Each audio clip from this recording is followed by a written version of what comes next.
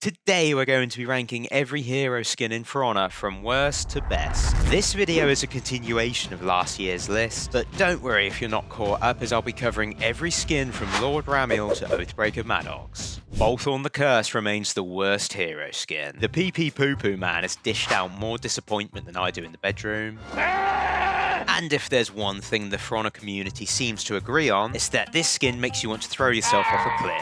Yeah, Raider skin is a joke and was just an advertisement for Medjay. Bolthorn the Cursed is such an ugly skin, I stopped maining Raider out of pure spite. I'd have to agree. Bolthorn is not only offensively similar to default Raider, but he feels more like an Egyptian skin than a Viking skin. The undead approach was an interesting concept, but as one of you suggested, making him a Draugr would keep with a Scandinavian theme and be much more fitting for a bloodthirsty chieftain. Surprisingly, Bolthorn does have some fans, even if they gravitate towards him out of desperation for Raider drip. I get why people hate Bolthorn. I don't like Yubi's dumb half-naked Viking crap either. But man, Raider's fashion is just so bad that when I picked him up, I liked Bolthorn more than all of Raider's other armor. I understand the frustration. Choosing between Bolthorn or customizing a fashionable Raider is a lose-lose situation. It is a shame the first Viking skin was disappointment. However, this is something the devs would rectify next time. Conquistador Vela is the benchmark hero skin. I wouldn't expect anything less than this. Don't get me wrong, from here on out I think all the skins are great, but she just doesn't have the wow factor some of the other cosmetics do. 25k steel feels like a hard sell for armor that looks like it could be a regular set, although the golden sun motif does save it from looking too basic. The bloodthirsty Hawkos lieutenant sent to a distant land that leads to the introduction of a new hero is a straight copy from Ravier as well. Despite that, I think she is a great example of using a hero skin to tease a new character whilst keeping true to the hero's respective faction. To make Vela stand out more without diverging from the original concept, I would remove the visor on her helmet so we can see her face. But I'm a creep, I'm a real dog. Since all warmongers keep their faces hidden, it would help make her unique. I know some players, myself included, prefer to keep their heroes looking simple, so I can understand Vela's appeal in that regard. Whitebone Spirit was a massive win by Ubisoft. I know this isn't a hero skin, but it's my video, and I'll do what I want. Based on Baigujing from Journey to the West, shout out to Fujikyo for the lore, this set managed to sneak its way into the game during the Theatre of Bones, which is what I refer to your mum's house as. Oh, shut up. That's the worst joke I've ever made on this bloody channel. This guy stinks! It's weird to think this set was made for the event and would have likely disappeared into the void afterwards. But either way, I'm glad the devs decided to keep it. The armor is very neutral but also flamboyant at the same time. I know that's like a oxymoron, but it manages to reflect the connection to the theatre without being too obscene, and the robes fit Zhanhu well. You can't be too critical with this one since we weren't meant to have it in-game anyway, but if it's that easy to translate NPC cosmetics to the player, you will trot along to the bank and fetch me my warlord barehood. Lord Ramiel is the most overrated hero skin. Ramiel, and his wild, childbearing hips. He had the advantage of being the first hero skin, and now I feel a lot more confident in saying, I think it's time for you to start to seriously consider salads. his armor looks oversized, almost uncomfortable, and surprisingly I wasn't the only one that thought so. My least favourite skin has got to be Ramiel. They gave him the most impractical cuirass possible, and a gorget with larger gaps than the time between hero releases. Ramiel's armor looks like plastic. Ramiel's armor looks like cheese.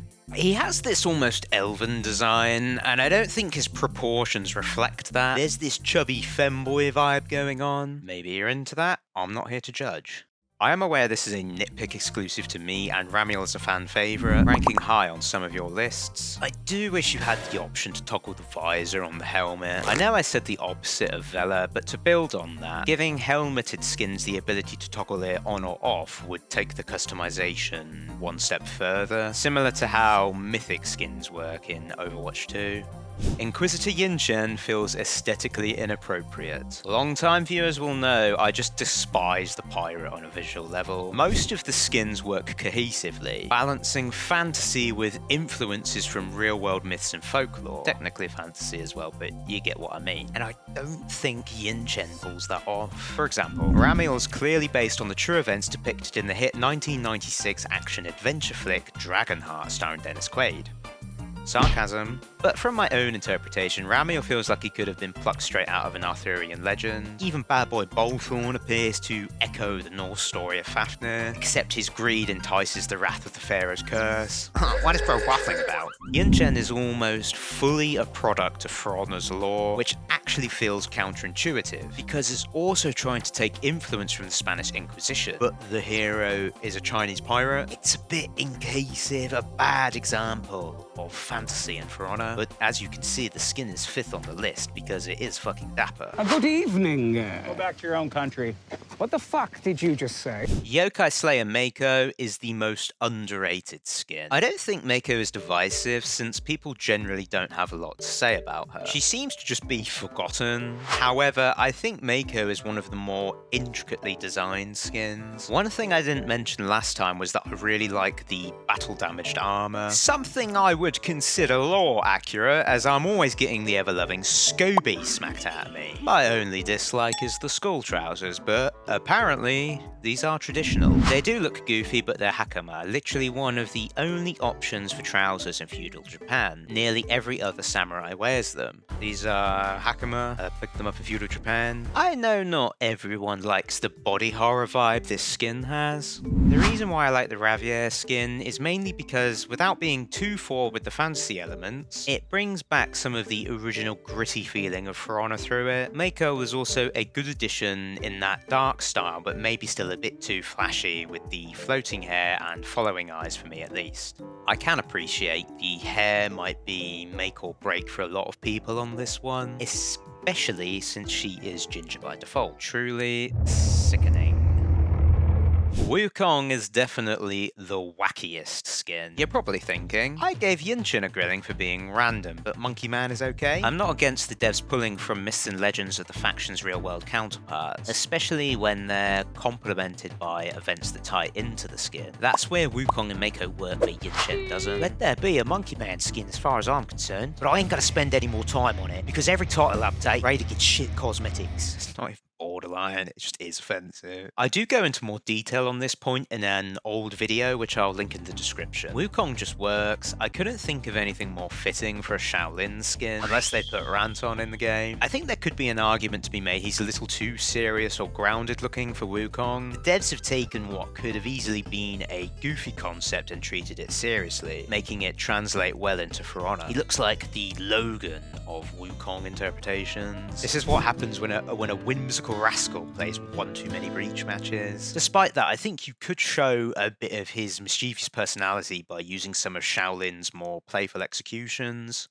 Commander Ravier is the edgiest hero skin. Last year's Drip Queen has been dethroned. There's something darkly angelic about Ravier. The tapestry on her robes combined with the religious imagery makes her feel like a walking Gothic cathedral. And I've tried to stay away from the gender lock argument, but I know it pops up a lot with this skin. The skin was not female because of artistic choice decision, but simply because the first skins were male, so the last must be female. That's such a dumb way to decide. To be fair, the mask resembling King Baldwin does give me the masculine urge to retake Jerusalem. The devs seem to have broken this cycle with the last 2 skins being male, but I don't know if that's just coincidence since the heroes are locked to begin with. In an ideal world, I would love to have both options, but practically it's just a drain on resources to make 2 variations of a skin, not to mention the skins are meant to be set characters. One of the earlier comments emphasized how Ravier plays on the darker fantasy aspects of For Honor, which I think were first captured with Apollyon's design, and it's a route I hope the devs will continue down with future skins. Oathbreaker Maddox is the best hero skin in For Honor. He has single-handedly undone almost 8 years of terrible Viking fashion. Chainmail and animal pelts. That's all we wanted. Not you. It's been donkey's years since we had a proper Viking season. Definitely not you. And this absolute unit rocked up with the coldest trailer to herald the return of the Vikings. I might be a little bit biased, but you can't deny this skin fucks. Ubisoft's take on the Vikings has always been a point of contention. I'm not against the savage brute portrayal they've chosen to go for, but all of the cosmetics just look so lame. The Vikings should be the most aesthetically intimidating faction. The world of For Honor would be a terrible place to live, and they live in the arsehole of that world. Maddox dons the saber cap pelt, reflecting the primal fight for survival the Vikings endure, but the inclusion of the chainmail shows he's not just some dumb brute running around naked. Looking at you. This is even taken one step further with his backstory, choosing the well-being of his people over his oath to the Chimera. What are they even doing now, anyway? Agree? Disagree? Let me know your hero skin ranking in the comments. And have a happy Christmas, or whatever you're celebrating. Stay safe, drink plenty of water, and I'll see you in the new year.